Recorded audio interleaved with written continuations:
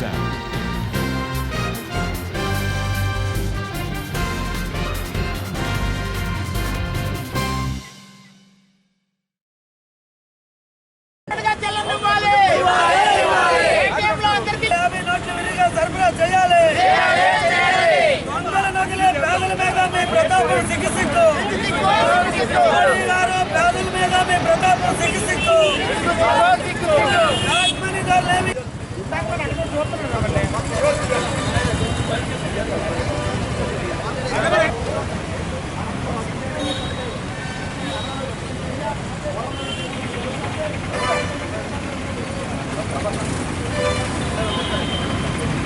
గారు 500 నోట్లు 1000 రూపాయల నోట్లు రద్దు చేయటం వల్ల దేశంలో ఉన్నటువంటి కోటాను కోట్ల మంది ప్రజలు ఏంటంటే చిల్లరి లేనటువంటి పరిస్థితుల్లో చాలా ఇబ్బందికి గురి కావాల్సిన పరిస్థితి ఏర్పడింది.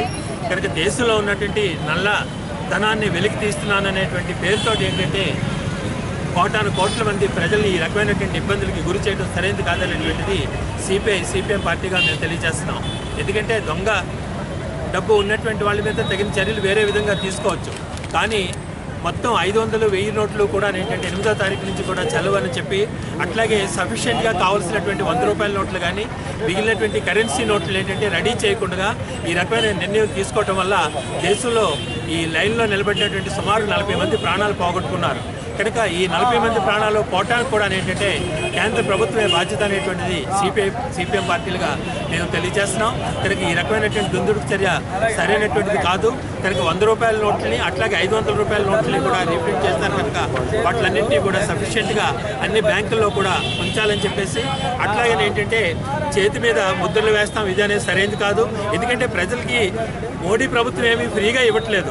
వాళ్ళ యొక్క కష్టార్జితమైనటువంటి 500 రూపాయలు 1000 రూపాయల నోట్లు ఒక 5000 ఆ 10,000 వాళ్ళ దగ్గర ఉన్నట్లయితే, వాళ్ళ బ్యాంకుల దగ్గరికి వస్తున్నట్లయితే వాళ్ళ దొంగల్లాగా చూస్తూనే ఏంటంటే రోజుకి 2000 కన్నా ఎక్కువ నువ్వు మార్చుకోవడానికి వీల్లేదని, అట్లాగే ఓటేసినప్పుడు పెట్టేటువంటి ముద్ర లాంటివి మీ చేతుల మీద పెడతామని చెప్పడం అంటే ఇది నరేంద్ర మోడీ సామాన్య ప్రజలను కూడా ఏ రకమైనటువంటి అవమానాలకి గురి చేస్తున్నాడు అనేటువంటిది అర్థమవుతుంది.